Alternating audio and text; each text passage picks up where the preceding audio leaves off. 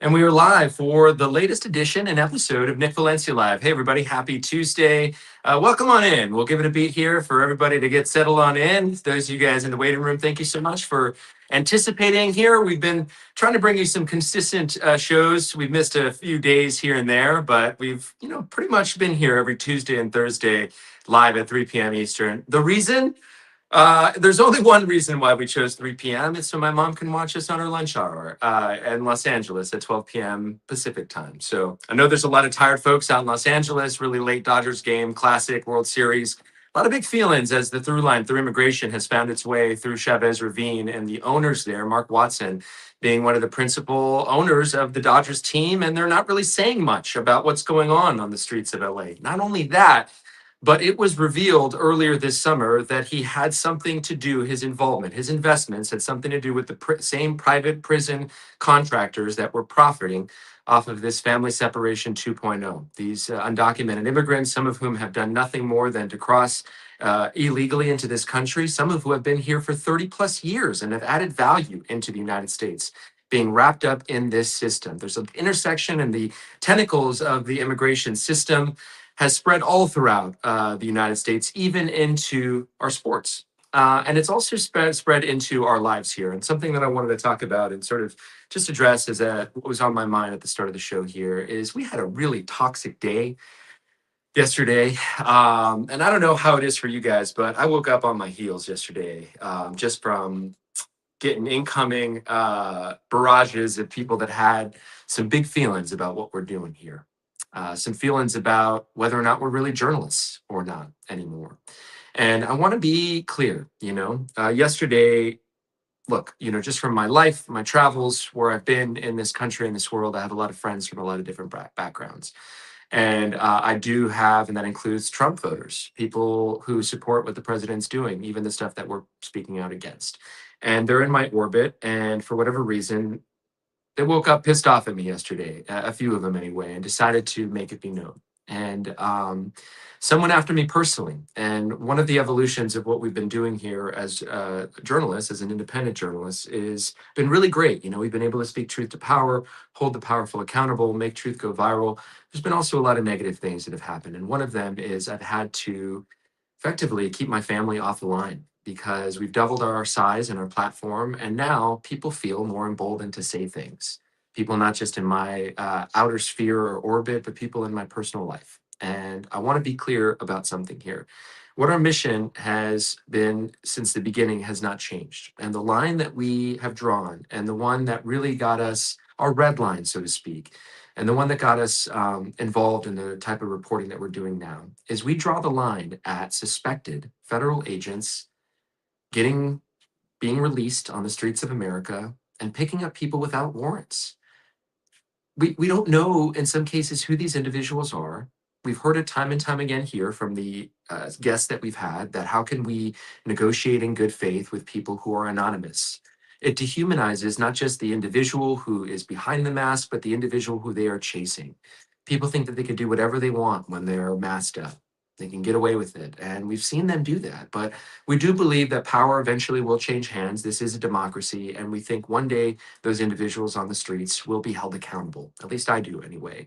And what we're doing here is a record of that. We're keeping a record because we know that, if anything, President Trump and his administration, when they do wrong, they hate it when somebody casts a light on them.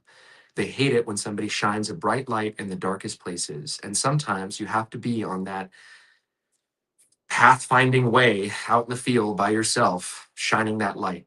And your light shines in the darkest places. It's something that I heard recently that I really, really loved. Now, that's something that I wanted to get off my chest. Pivoting now to some news this week. Big news out of the DHS, something that my executive producer, Eric Sandoval, spotted last night. And it seems to be a rift that is growing at the Department of Homeland Security, a rift between the more hardcore, strident supporters of those masked federal agents on the streets of America and another group within the DHS that seems to be losing, or according to Fox reporting, lost altogether. And that's the more moderate voice within the DHS that's saying we need to focus on the criminals and the violent offenders. Apparently that voice, though, lost out. According to Fox News, there was a mass layoff or mass firing leadership where the moderates are out at the DHS, Department of Homeland Security, people like Stephen Miller, people like Tom Homan, people like Kristi Noem, people who have been ardent supporters of Trump's mass deportation policy, something that we were told this is what he ran on. This is no surprise to those of us who have followed this administration closely from campaigning from 2016 all the way back to 2015, we should say, when he announced his candidacy. A lot of this is about optics for the president, and those that are winning within the Trump camp here, this 2.0 camp, are those that want to be the tough guy optics. They like seeing those images and those videos of people ripped off the streets. They like seeing that because that feeds into their base. It feeds into supporting their platform that they campaigned on, that they were going to go after the illegal, that they were going to go after the rapist, the murderer, the pedophile. But instead, they're also going after what it seems like in mass is the father, the mother, the everyday contributor to society. This brings us to what we want to talk about here today. It is so evident to us in our reporting across the country, specifically what we saw in South Florida, which is what we're back to focusing on today, that there's a lot of people who were moving in good faith in this country that simply got caught up in this immigration purgatory. People like Carlos de la Valle, whose wife has been on this program, his friend Mike Hoffman has been on this program, people like him who have been transferred 16 times, at least 16 times since the middle of August in this immigration detention infrastructure. Why? The only thing that we can deduce, the only conclusion that we can come to here at Nick Valencia News is that someone down the line is lining their pockets and profiting. People like those that are behind the facility known as Alligator Alcatraz, which lies in the Everglades of Florida. Its remoteness is part of the optics of it all, a place where its supporters say that no one can escape because they've got alligators around. It's a place where they could have put a detention center, they could have put anywhere, but they decided to put it in the middle of nowhere where water has to be trucked in, human waste has to be trucked out. The amount of waste that we are seeing at Alligator Alcatraz is out of this world. And if that isn't frustrating enough to either Democrats or conservatives, it should be the information that we're about to show you in this next report. We took some time back about a month ago to visit South Florida, and this is what we found at the facility known as Alligator Alcatraz. This past summer, a federal judge ruled on the closing of Alligator Alcatraz over violations of federal environmental laws. But the state of Florida appealed, arguing that the facility was entirely state-funded. So the gates reopened, leaving the Florida taxpayers to foot the bill. If they wanted to have another detention center, there's a lot of other places they could have built it. They did it here just because they thought it would be cute to have it in the Everglades and they could call it Alligator Alcatraz. Because it's causing us to spend so much money. You know, there's no plumbing out there. So all the water has to come in on tankers and all the wastewater, including human waste, has to come out on wastewater trucks. And it's an hour this way or an hour this way to get to some place where the water's coming from or where the waste has to go. What an incredible, stupid waste of money. I think that place is strategically designed to be a confusing place and a difficult place for people to get out of. It's a business. Yeah, we had somebody that had worked inside that had gotten fired, and they were out here wanting to get a job back inside. And when you get to talking to him, he was undocumented. He was undocumented and working inside. He said they were paying him well, that he had previously been working in Texas. And it was very eye-opening for me because I was worried about him. I'm like, you shouldn't go back in there. The people that are working there, some of them are working on a work permit, meaning that they're in a process of immigration themselves. So they're not even citizens or residents of the United States. And they are perpetuating crimes upon these people that are vulnerable because they don't have anybody to defend them in there. I think it comes down to the kind of mentality of people who just say, well, those are instructions that I'm given. I'm just doing my job. I want to point out, along the way, a lot of the people that he's come across, as we understand it from what he's told us, have been ordinary people just doing their jobs. They've taken jobs as guards. They've taken jobs as ICE agents. And I know that he wants the world to know that he doesn't view them as bad people. In the end, it's really not personal. It's about finding a reason to fill up the detention centers with as many people as possible in order to make money. A day before the government shutdown, the federal government reimbursed the state of Florida more than $600 million in spite of the previous court's decision. The plaintiffs appealed, arguing that the facility was now getting federal money. But they were told that the case is now on pause, all because of the government shutdown. All the while, Alligator Alcatraz remains open. Still open today. And one of the points that we put out there in that report I want to emphasize now is this is a state that argued in court while they're getting and planning on getting federal money. They're arguing that this is a fully state-funded institution, a facility, and it should not be subject to the federal court's ruling that it should be closed because of federal environmental laws. So while they're arguing in front of a judge that this is entirely state-funded, meanwhile, behind the scenes, it appears that they're willing to accept federal money and planning for that to happen. It does. The government shuts down. Plaintiffs appeal, say, hey, this is not good faith. Now they are taking federal money. The judge says there's nothing that we can do. The case is in a shutdown. The case is on pause because the government is in a shutdown. Meanwhile, Alligator Alcatraz continues to stay open and state taxpayers continue to foot the bill. One of the people that we wanted to invite on is somebody that is drawing attention to what is happening in Alligator Alcatraz. Noelle D'Amico is behind the visuals that have been held there for, I believe, the last 13 weeks. It might be even longer. But she is one of those people that is continuing to highlight the injustices happening at Alligator Alcatraz. Noelle, welcome to Nick Valencia News. Thank you so much for coming, being a part of the show.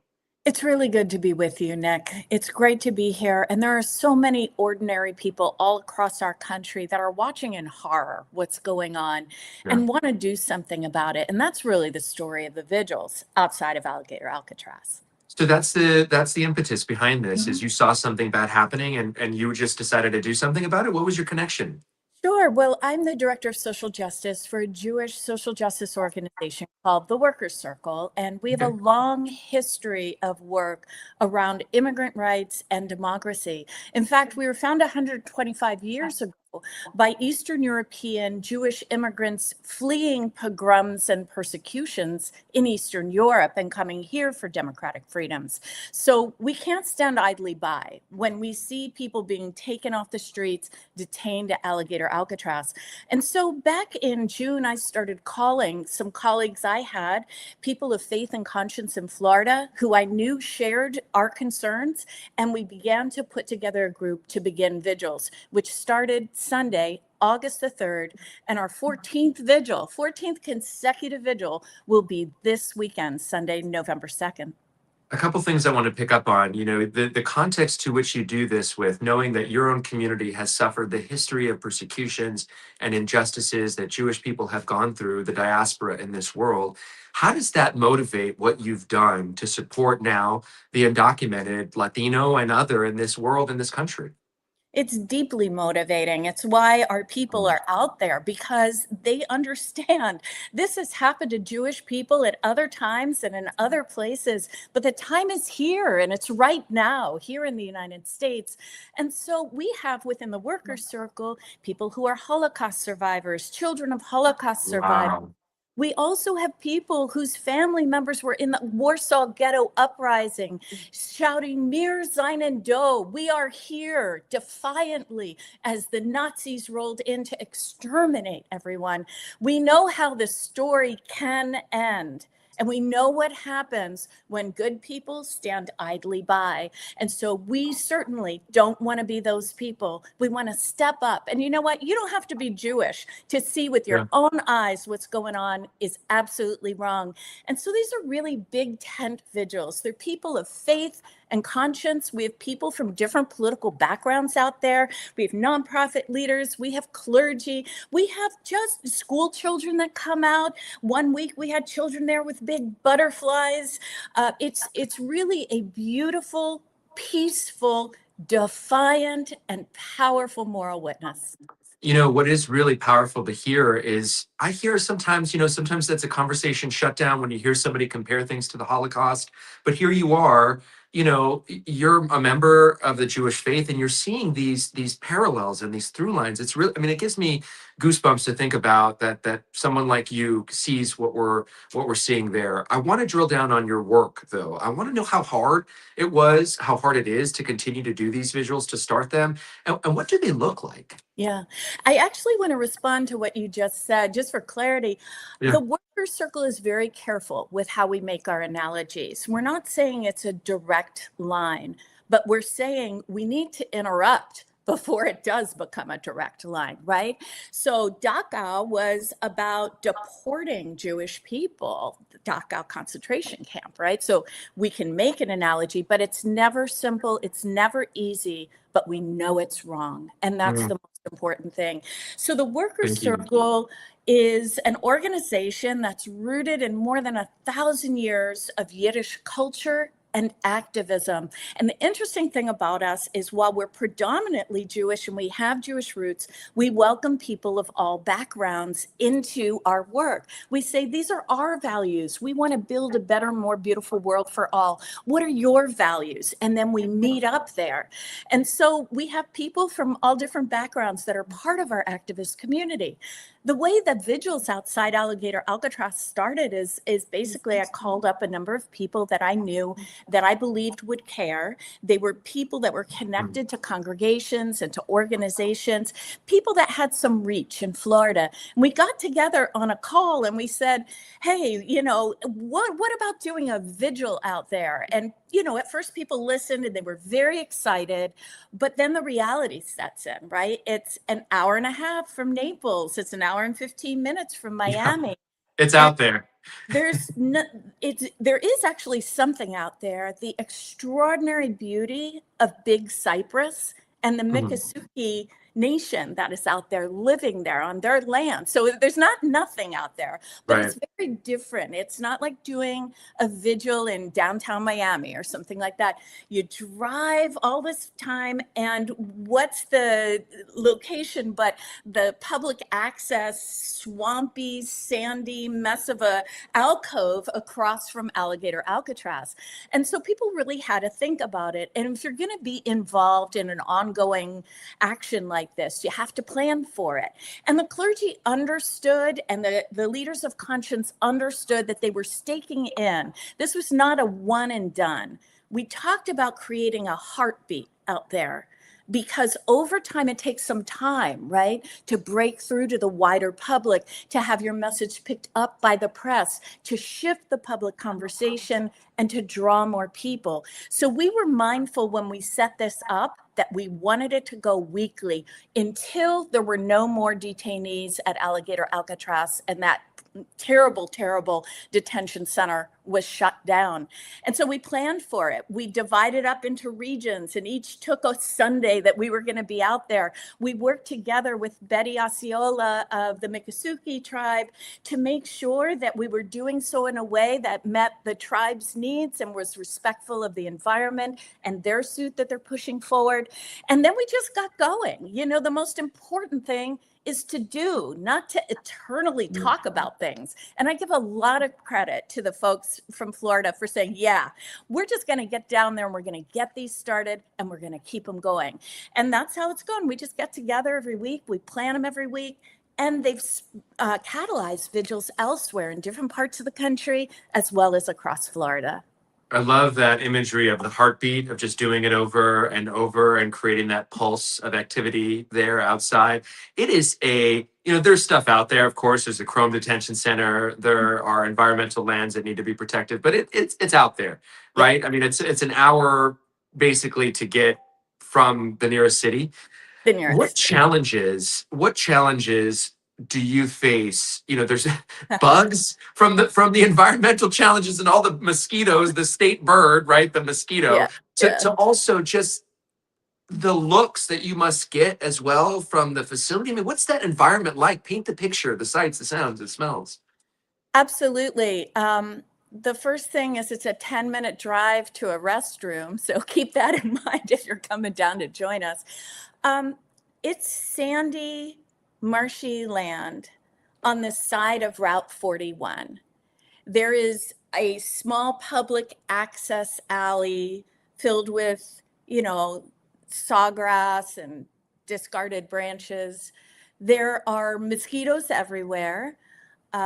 We know it's an area that has other kinds of animals, including alligators and snakes. But look, at the end of the day, we have to be willing to make ourselves uncomfortable, if that's what it takes, to call out the horrendous, inhumane abuses that are going on inside Alligator Alcatraz. and to call out the horrifying, terrifying ICE sweeps. At the end of the day, Nick, being out there is not all that hard. It takes planning, it takes commitment.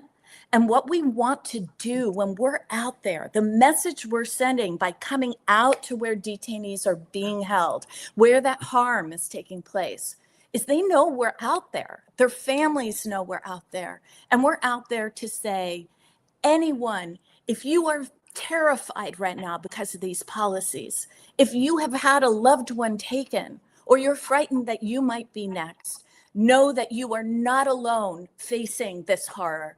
We stand with you. We're going to fight this together. And that's such an important message to give right now, because we need to support one another. You know, immigrants are the ones being targeted. And as you said in the introduction, you know, many of them were here legally, actually. You know, they had TPS status until it was ripped out from under them. Now they're vulnerable for being picked up. They might have had a student visa, but the Trump administration didn't like how they used their public voice, and that got taken away from them. And suddenly they're incarcerated. We feel it's extremely important to speak out about what this administration is doing, the horror, the violence, the immorality of it. And we need to keep coming together in as broad a tent as possible to condemn this until we put an end to it. God, that's what really upsets us, is seeing people here who have been moving in good faith, Noelle, who have been contributing, have had legal work permits, have been in the process of getting their asylum, and they're still wrapped up in the system. They're targeted. They're for some reason shot to the top of the list of enforcement, when we know there's a lot of other bad people. No one wants to live next to a murderer, a rapist, a pedophile. No one wants to live. And I would think that no one that's reasonable and moving in good faith, which we talk about a lot here, would want somebody like that living next door in this country. But that's not who's in Alligator Alcatraz right now. You know, one of the most chilling things to me is the description of inmates that are in there, detainees, pretrial detainees, who say, don't worry, we're safe. We're around a bunch of people like us. You know, we're okay.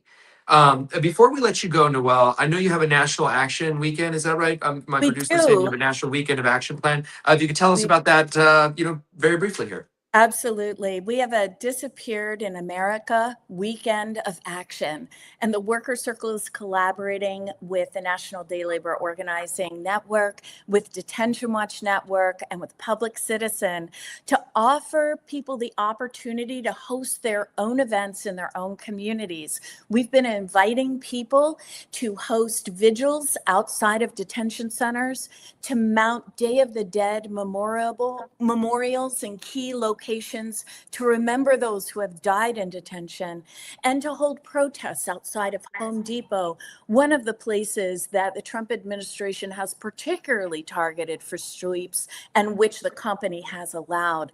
We have more than 100 events already planned, and we hope that you'll go out to mobilize and take a look at that map. And if there's not one in your neighborhood, you can plan one. We provide toolkits for each type of action. I want to stress that these are peaceful actions. These are nonpartisan actions, and they are powerful actions. We're saying not on our watch, not in this nation, and not to our neighbors. So I hope people will check it out and join us. And thank you. I just want to say thank you, Nick, for the coverage you're giving to this issue. And I want to do just a shout out to the wonderful Florida leaders of faith and conscience who have come out week after week and devoted such time and energy to making visible what the Trump administration would like us all to forget. What an effective spokesperson for your platform and what you're doing, Noelle. You're doing God's work. God bless you. Sincerely, I mean that from the bottom of my heart. You know, we were out there a couple weeks ago. We know how much those people out there feel forgotten. And so to have that continued resilience and to keep showing up over and over, that's a big deal for a lot of people. So thank you so much for joining Nick Valencia Live. You're very welcome. And if folks want to watch these vigils, they can go out to freedomvigils.org, and they can keep track of the vigil outside of Alligator Alcatraz and others that continue. We welcome you anytime. Come stand in the sand by the side of Route 41 and be part of this moral uprising for our neighbors and actually for all of us. I love it. Thank you, Noel D'Amico. Appreciate it. Have a great day on purpose. Really appreciate you coming by. Thank you so much. What a great guest. Yeah, we get to say a lot about a little here. And that's what I really love, among other things about our platform, is that we think it's so important to continue to show up to what's going on and to continue to highlight and underscore some of these issues that keep coming up. Alligator Alcatraz is not going anywhere. It's something that continues to be a stain on this country. And for some reason, it is defying logic and law.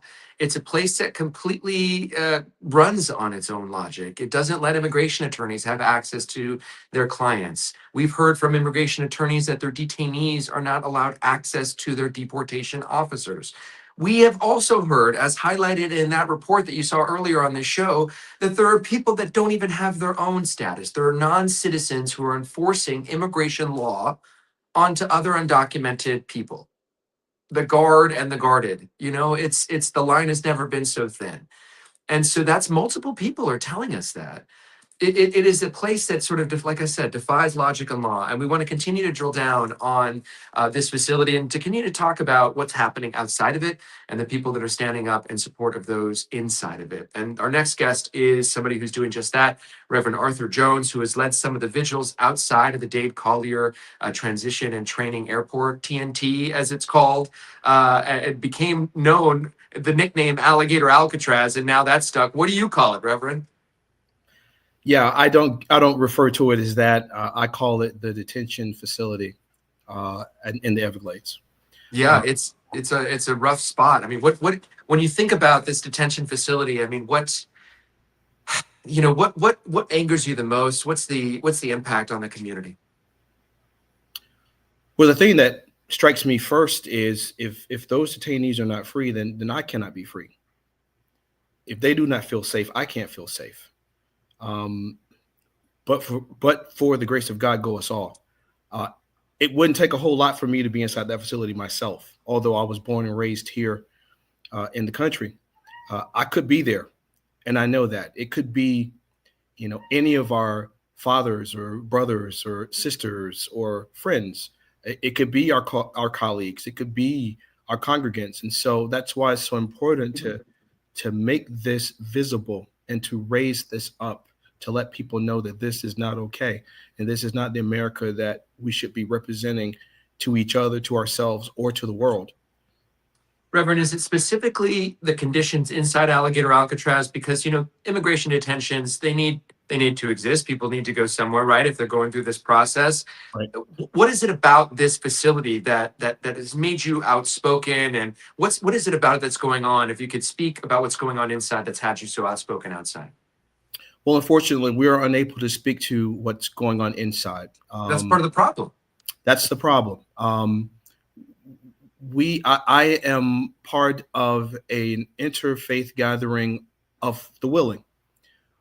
I am one of the clergy members assembled that go there on a regular basis who would love to go inside and offer chaplaincy to these detainees, regardless as to what language they speak, regardless as to what faith tradition they subscribe to. They need that, and they're being denied that. And that's, to me, the definition of cruel and unusual punishment. We're not going in there to check out their menu. We wouldn't want to go in there to take notes and make trouble. We're just there to be there for them. And that's why our presence there at these faith gatherings and these prayer vigils is so important. We are there for them. We love them. We honor them. We remember them. They are not forgotten. They are not forsaken. And that's why we're there. And we believe, we're not sure, but we believe that when we sing together and when we chant together and when we pray aloud, they can hear us. We believe that. It's a powerful message, to think about this gathering outside this facility in the middle of nowhere, somewhere that, I've been. Is this a form of protest for you from your position? The gatherings outside the facility, the fact that you're not allowed to go in, the constant drawing of attention to, the fact that you aren't allowed to know and that we don't know and that we get the intelligence trickled out from sources inside who are brave enough to speak out. Is this a form of protest for you, Reverend? No, it's not a form of protest for us, and it's for myself specifically. It is a peaceful, nonpartisan prayer vigil for the benefit of the detainees. We are not there to protest the president. We are not there to protest the governor or their policies. We are there for the detainees. We're keeping it simple. Okay. Yeah. We are not there protesting against the guards. And in fact, when the guards leave, increasingly, they are very friendly to us. Sometimes they cross the street where we are and they join us. They pray with us. They blow their horns in their vehicles in support of what we're doing. They realize we understand they have mouths to feed and bills to pay. We're not protesting them or anybody else. We're there for the detainees, and we're very clear about that. And I think that's why it's being as well received, at least locally, as it is currently. And we forget so often that people inside are human. You know, they're treated like luggage and trafficked from one detention facility to the other, or in the worst cases, treated like a price tag for some of these private prison groups to profit off these individuals. The longer they stay, the more money they could make off of them. What's Right. surprising to me, you know, I make no illusions about who I am. I'm a man of God. I believe in God. I pray, you know, try to pray every single day and hit my knees, surrender my life to Jesus Christ. And it's really difficult for me from my vantage point to see people stand behind their own religion, or to see people stand behind Christianity and use it as sort of and weaponize it, you know, weaponize their religion and infiltrate it into politics and say, well, this is, you know, this is what we should do. This is the right thing to do, that this is righteous thing to do. And so I ask you here, for somebody who's a faith leader, what's the message to the individual that you have that comes up and supports what's happening to individuals in Alligator Alcatraz, who says, hey, we shouldn't know what's going on in there. That's none of our business. You know, they shouldn't be in this country illegally. And if they weren't here illegally, they wouldn't end up in a place like that. I asked the question so bluntly, Reverend, because we met people outside the facility that that were like that. They were taking photos, giving the thumbs up sign. Right. It's a paradox. It's an oxymoron that people who, and we take them at their word, they claim to be people of principle, people of faith, people Yeah. of purpose, who claim to love God, claim to embrace the highest ideals of Christian virtues and values. And at the same time, they endorse or they're in favor of people being detained there, the vast majority of whom have committed no crimes, have no charges pending against them, are being denied access to their families, being denied access to their legal representatives, being denied access to their loved ones, to their family members, having their lives put on hold for an interminable amount of time. I don't know how you can claim to be a member in good standing of any faith tradition and endorse that level of cruelty. It's hard. It's hard to reconcile that. We know that the vast majority of those detainees are God-fearing, law-abiding, tax-paying citizens. You'll notice I did not say migrants. I said citizens. And they're still being held. So that's hard to comprehend. It's hard to understand. And that's why I'm so grateful for your first guest, Noelle. She's amazing. Yeah. She's a friend. I work very closely with her.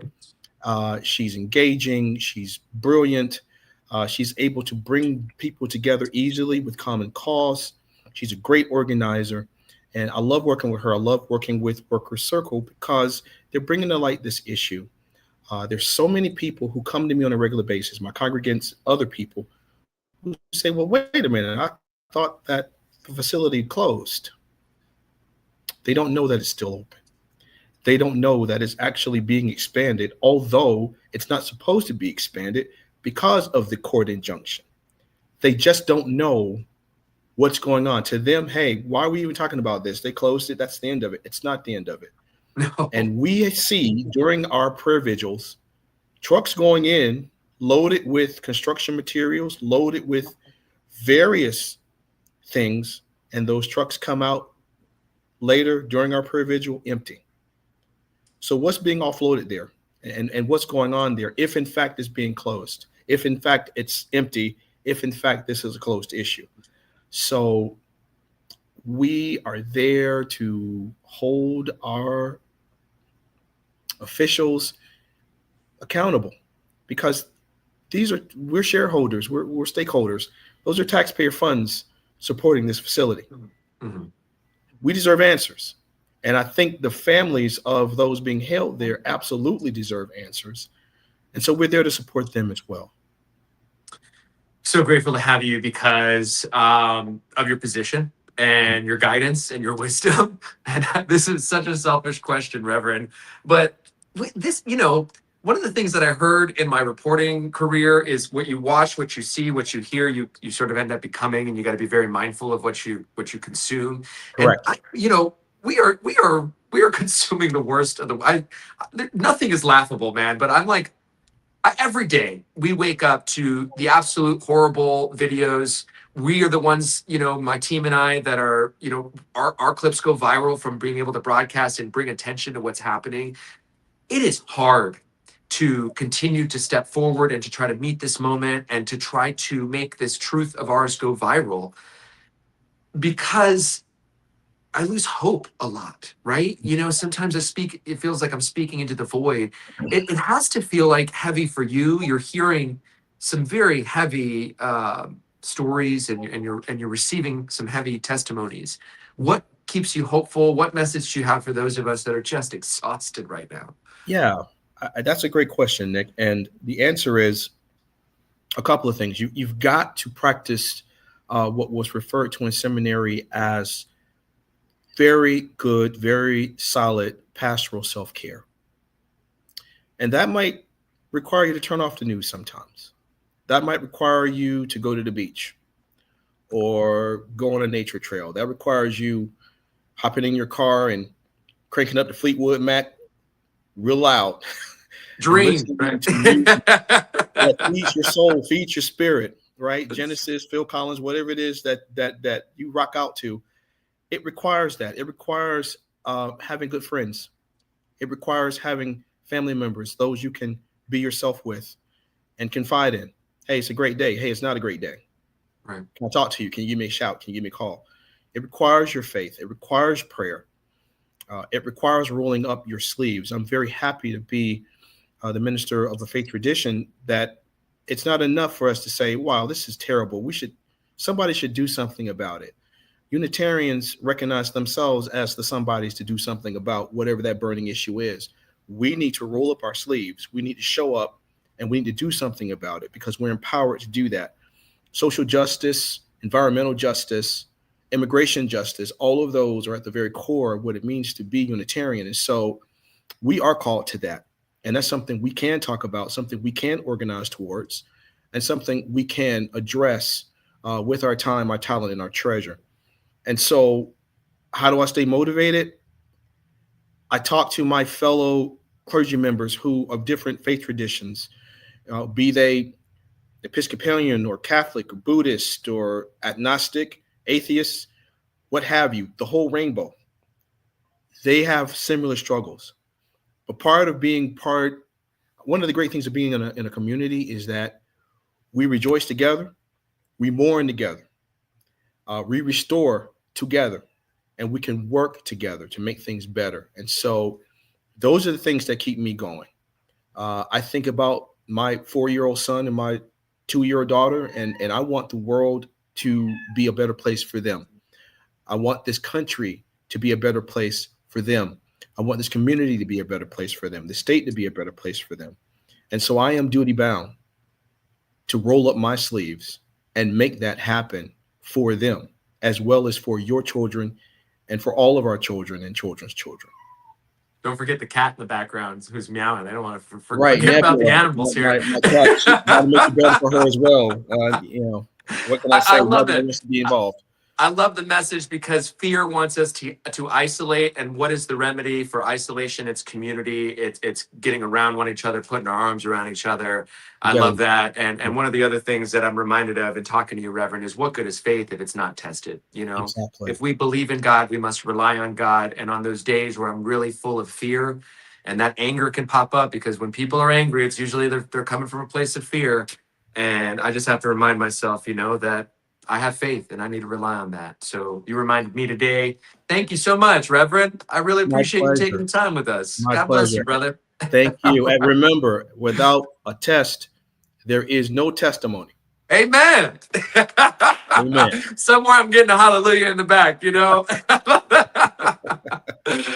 Reverend Arthur Jones, thank you so much for taking the time with Nick Valencia News. And we wanted to pivot now. That was a lot of fun. So I'd love to be able to have my own show and to invite people on who I like.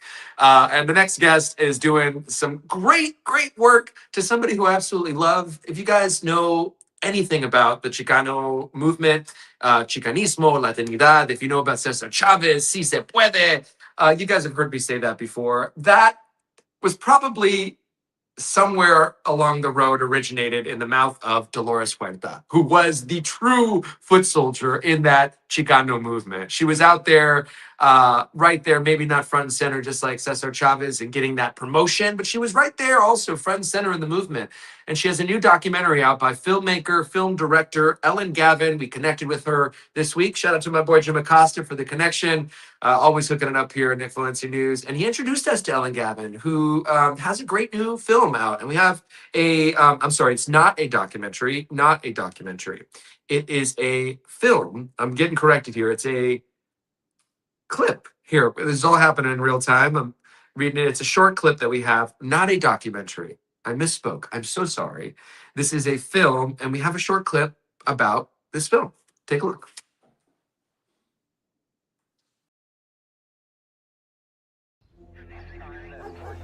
¿Qué me dijo, hijo? A proper ID, Willa. That's Siobhan's card. Okay, I'm gonna need you two to step back. And yours? I did 3 tours of Afghanistan. Marine, special ops. You feel me? It says here you're born in Jalisco. I was naturalized after my stint. And what's up with y'all? Weekend warriors for the National Guard? I asked the questions. Devils. Oh, so you do know Spanish? How can I live in Mexico? You know you can be denaturalized? Show me your tats. Oh man, I want to go see that. That is a short clip from the film by Ellen Gavin. We have the film director on. Come on in, Ellen. Hey, thank you so much for taking the time. We really appreciate it. I'm sorry for botching that toss to you. I really appreciate your patience and all of this. How are you doing today? Oh no, we're having a little trouble hearing you. We're having some trouble with your sound, Ellen. I think we can't. If you want to hit that microphone, you might be able to. There we go. There we go. All right, take 2 for me and you. I was just saying work about you, Nick, because it sounds like you're having some anxiety in the last few days, and I don't blame you. Look at what we're facing, and all we can do is do everything in our power to turn it around. So I so appreciate what you're doing. You know, I appreciate you emphasizing that, because it is. I think a lot of us are feeling like this, and what I've realized is that I talk out aloud a lot about what's going inside. You know, I have a disease of perception sometimes, and I know that you know what this is like. You have spent so much time in this community space with these activists that are on the front line, who are change makers, difference makers. How do you see them handle it? How do you see someone like Dolores Huerta? Where do they get the strength to keep going? Well, what's so beautiful is I had the idea to write this script, and it's just it's a very short piece, but midway, neighbors who have been received ICE alerts on their phones gather while this family is being interrogated. And there's a Holocaust survivor, there's someone who was interned during Japanese internment, there's a veteran. And in a simple neighborhood in Los Angeles, this can happen. You can have this kind of diversity, and people get the ping on their phone, and they come and they surround the house. Dolores, as a person, as a friend, as an activist, called her and said, would you be a part of this? And she drove down from Kern County, hours to be a part of it, and fit right in as an amazing actor. She led the whole neighborhood in chants and songs. We actually went to the daughter of Woody Guthrie, who gave us the rights to This Land Is Your Land, This Land Is My Land, which is now, it is copywritten because she doesn't want it to be in Trump's playbook. So playlist of songs. So we got that. And the beauty of it was just the community came out. We had dozens of activists come and chant and sing and be a part of the filming. So I hope you get a chance to see it all. I hope folks get a chance to see it all. Maybe you can post it. It's just a short. But wow, when you can have your own skills, I'm a writer and director, my own thoughts, just like you. I mean, I was very moved by the fact that a friend of mine was doing a bathroom renovation, and she called me, or she posted something and said, the foreman just called me, and the worker was picking up my shower door and heard ICE arresting him on the phone, and the glass shattered to the ground. The glass door broke, and that reminded me when Noel was talking about what happened in Germany. That's Kristallnacht. That's the night when the Nazis came in and started breaking all the small shops, windows, and things. That was the night of horror. So it just reminded me of that as well. So all these strains of things. And then after I wrote it, I realized I had 4 women, all in their 90s, as characters. And I'm hoping that Rose is going to join us, but all of whom turn the whole situation around and make it such that a community can fight back. Because the truth of the matter is we have the numbers, we have the values, we're on the right side of history. Everyone brought up in this very small clip how this is un-American. And that very powerful moment when this Japanese internment survivor said, that's exactly what they said to me when they put me in an internment camp, that somehow we were in an emergency situation. That's un-American. Where's your warrant? Signed by a judge. And sends them on their way. So the notion there was to try to get everyday people to realize that they could simply push back with their neighbors, that they could agree to speak out, that they could take a stand, that they could find something to do to defend their neighbors. And if we have that, we can beat this back. I mean, you see what's happening with the whistles and in Chicago, and with people, standing in the street in New York with their fingers in the air to stop them from, blocking the trucks. So coming straight from the boardroom in their polka dot dresses and their pumps to stand up to these federal agents on the streets that they don't want there. I want to step in here. We have Rose Portillo, who's one of the actresses in this film, or actors rather, in this film. Come on in, Rose. We hear you want to be part of the conversation. We're so grateful that you had time to join us. I think I have to, oh, there I am. There we go. Rose Portillo, what a familiar face. Oh my gosh. Thank you so much for joining us. This is so exciting. What made you want to be part of this film when Ellen reached out to you? It's a no-brainer. It's an absolute no-brainer. I know Ellen. We don't know each other well. We didn't know each other well, but she felt confident enough to give me a call and ask if we could use my home. Someone else had recommended the home. And as you can see a little bit of it, it's beautiful. A very bold home. Well, it's bold. It's very bold. Every room is different. It's very bold.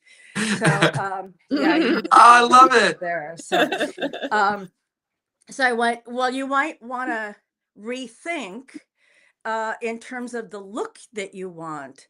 But my husband and I are completely it is the smallest thing that we can do to allow a film like this to be made. And I think Ellen is very smart. She's a smart writer and a smart director, but also to make it's short. It's under 3 minutes, so that nobody feels they're going to get sucked in. They're going to go on a, I can't handle it kind of journey. But it's also a journey from fear to courage, so that, we are all, it's the plan to make us afraid. And the more afraid we are, the more fearful we are, the more courage we lack. And it's ridiculous. It is as simple as dressing up like a frog and standing in front of a gun. It can be that simple. It can be exactly as portrayed here. Neighbors get together. One person is influential, but when you call your neighbors and go, here we go, everything Noelle is saying, everything, and the fact that that smile that Noelle has is so contagious. And that's what we have to do to make courage contagious. And that this is our small attempt at that. But it's streaming. Anybody can post it and just get it out there so that we can watch it and in those moments of fear and go, wait a minute, I am not alone. And there are more of us than anybody thinks at any given moment. You're meeting the moment, but you're also meeting people where they are, which is online. They're digitally. You've created this digital short that's easily digestible, something that, can be consumed easily. It's not going to be, I love what you're saying. And I want to ask you guys this because it's clearly you're inspired by a deeper calling that brings you to this type of action, Ellen and Rose. So what does it feel like for the Latino community out there right now? I know how I feel. I'd love to hear your perspective on things in your conversations that you had. Well, it's been such an inspiration being around Dolores because she's been in the struggle. She's 95. She's been in the struggle for 80 years. I think she started when she was a teenager.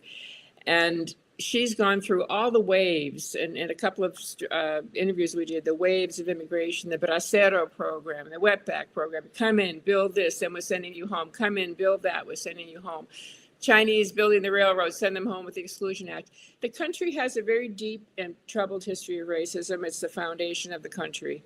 And I feel like we started to look at it. We started to deal with it. We started for, Euro-Americans to acknowledge and perhaps, have some sorrow about it, and look at what happens. The backlash comes. And so we're in that. I mean, I've learned from Dolores because she quotes Neruda, and she says, they can cut down the flowers, but they can't hold back the spring. And I really feel like if we keep with this, if we push through, if we show that we are, in fact, the majority of Americans are kind-hearted, good people who want to live in a multicultural, tolerant society, that's who we are. We love immigrants. I come from the immigrant city, Lawrence, Massachusetts, which is I have Polish, Irish, and French in my background, and they worked in factories. My grandmother was taken out of the 6th grade at the age of 12 and put into a factory for 60 hours a week. She lived through the Bread and Roses strike of 1912 that ended factory child labor. So this injustice that we're living through with Latinos doing the majority of the work in fields, taking care of children, taking care of our elders, taking care of cleaning houses, fixing things, building things. Every single part of this, the fabric of the society is dependent on immigrant labor. And this is how we treat people. And we can understand that it serves people. It serves the rich to build these concentration camps. It serves the rich to underpay farm workers for decades and decades and keep them living in squalor. It serves the rich to keep people not unionized. So Dolores, when she came out with that grape boycott, I was like in my teens, and I realized I'm never touching a grape again because I want to be in that team. I want to be with those people. I want to be behind justice. I want to be behind fairness. And we're still facing that. But I think we're going to get through. I think we're going to look at this, step back and say, well, we looked at fascism. We came this close. And we said, no, thank you. And we went back and reclaimed our values. Amen. Rose, what brings you hope? What brings you in the face of the adversity right now in this Trump 2.0? We've called it family separation 2.0 here. All these videos every single day, we're seeing people like us ripped off the streets of America. I think certainly the Chicano movement is in my Rose, but I think DNA. we got you on mute here. What? I can't hear you. How about? Oh, no, we're good. Go ahead. Come on in. Yeah, sorry about that. Oh, no, I was going to say the Chicano movement is in my DNA. And, I'm an artist, so of many mediums. And that's what artists do. We reflect back what's going on, especially if we are true artists who are about humanity and showing the many faces and sides. So Noelle was talking about Dia de los Muertos and just put up an altar. Well, for many years, Grand Park, Gloria Molina Grand Park, which is between the Music Center and City Hall, has hosted Dia de los Muertos. And Consuelo Flores is the curator. And it's been my privilege and my honor to be an altar maker for decades in my life, but there for 4 years. And this year, with the blessing of the city, it's all about immigration. It's all about what's happening. Consuelo did an amazing centerpiece with the torch of the Statue of Liberty and butterflies coming out of it, which is deeply symbolic to the Mexican native Chicano community. And it is, look at it, guys. These are people who have died in detention, and we choose to honor them. And then Bring me all back the on other camera. pardon? Sorry. Go ahead.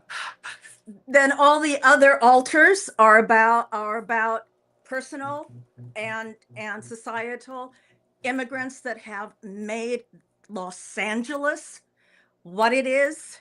And mine was about the Tongva land and quiche honoring, and the spirit of Toy Perina, who was one of our first rebellion leaders against the mission system.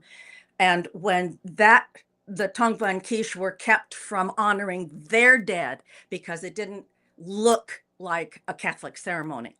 So, that was in the 1600s, guys. So, as Ellen is saying, we have a tradition of behaving badly. We also have a tradition of reckoning with it. So we cannot step backwards. We have to move forward. And yes, the park used to be full, and it was small this year because the community is afraid. It's afraid to show themselves. So, we're there to make sure they will be taken care of and protected. But it's messy. It's all terribly, terribly messy right now. So yeah. Well, I love the message of hope. I love the message of dignity in our community and having integrity as well, and standing up in the face of something like this today, something that we never thought that we'd go through again. Bring Ellen back up here if she's still there. Thank you so much for making this happen, Ellen. What a phenomenal film that you have. What a opportunity it was for us to bring you on. And if we want to see it, the whole short film is on YouTube or the Dolores Huerta Foundation. We actually hit 1 million views, and so we want people to continue sharing. And it's on Facebook, Instagram, YouTube. Just take it. YouTube, Facebook, and Dolores. If you go to Dolores Huerta's page or to Dolores Huerta Foundation page, or People for the American Way, who are the co-hosts, all of those places, just look at it and spread it around, because it's heartwarming. You end up with a tear in your eye at the end because the community does come together, and the ICE agents do leave without anyone arrested or taken. Hey, we're seeing some of that in some cases in Chicago and New York. Community standing up, Portland. Family members standing up, neighbors, loved ones, people saying enough is enough. And in some instances, the individual is not taken. Dolores Huerta Foundation. I got a lot going on in here, and I got gardeners coming out here. I don't know if you can hear the leaf blowers, all that stuff. Ellen, Rose Portillo, gracias a ustedes. Gracias, mil gracias. Thank you so much for showing up here. We really appreciate it. Thank you for taking the time. That was Rose Portillo and Ellen Gavin, film director with a new short out that starred Dolores Huerta, the longtime activist. We were hoping to have her on the show. Schedule didn't work out for another day. And then also, I don't know if you guys noticed, but I was having a little bit of audio problems. I couldn't hear Rose at the end there. But it is what it is. We are so grateful for you guys showing up. So grateful that you guys continue to support independent journalism and help us make truth go viral here. We got into a lot today. Continue to cover what was going on in Alligator Alcatraz. And we're going to continue to follow what's going on the streets of America. What's happening in Chicago is not letting up. A lot of videos this week of neighborhoods, very nice residential neighborhoods that had tear gas deployed in there. What are things going to look like as this ice siege of American cities, mostly Democratic cities, are underway? Thank you guys again for watching. Thank you to our guests for joining Nick Valencia Live. And thank you so much for showing up here and continuing to support us. As always, guys, Have a great day on purpose. Appreciate y'all.